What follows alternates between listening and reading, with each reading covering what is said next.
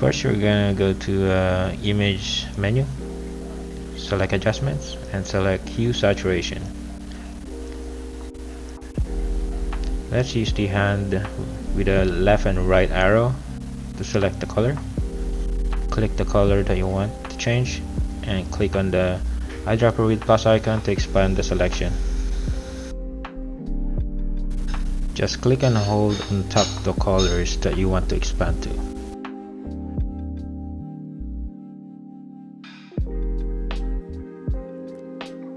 Now after making the selection, use the hue slider to adjust the colors you desired. If you want non-destructive editing, just go to layers panel. Below it, you'll see adjustment layer. Click hue saturation, and same thing, use the hand tool and click on the color that you want to change and choose eyedropper with plus sign and just click and hold on top of the colors you want to expand to. Now after making the selection, use the hue slider to adjust the colors you desired.